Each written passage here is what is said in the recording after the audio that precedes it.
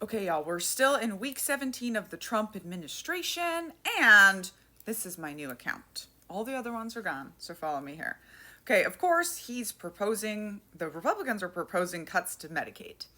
I find it extremely hilarious that they're doing all of the things they said they weren't going to do because it's so, what? Culty? Yes, it's so culty. So let's keep track. Already, Trump has proposed taxing the rich. Republicans have proposed trying to disarm Americans, which is really, really, really silly.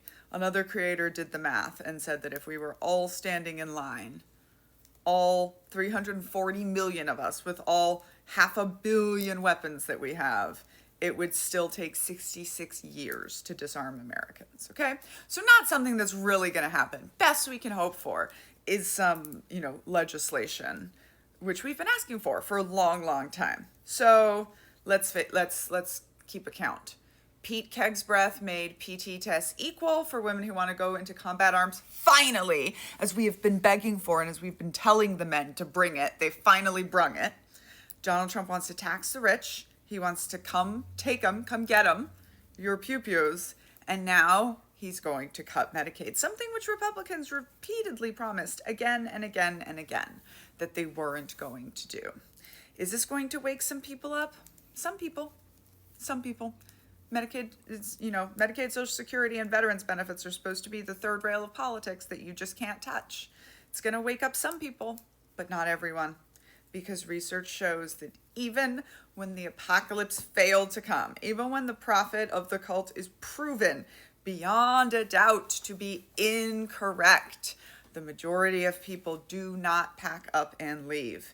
This, in my opinion, this is called cognitive dissonance. This is where a study on cults is where the term cognitive dissonance comes from. This study that Leon Festinger did in 1954 when a cult predicted the apocalypse, and he was like, well, obviously it's not going to happen, so I'm going to embed with them and see what happens when it doesn't happen. Please don't go embedding with cults. Please don't try this at home. It's dangerous. Okay, so sure enough, and this flew in the face of what we understood about ourselves at the time, because we really like to think that human beings are rational, and more science shows us that we're not. We make most of our decisions based on recency bias, what has worked for us most recently, and social proof, what everyone else is doing.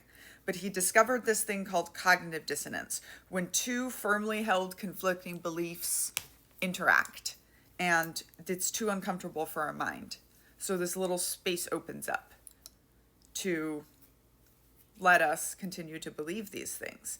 And many of the cult members not only didn't pack up and go home after the failed apocalypse, but actually doubled down on their beliefs and on their recruiting because they need it to be right. They've given up so much for it to be right.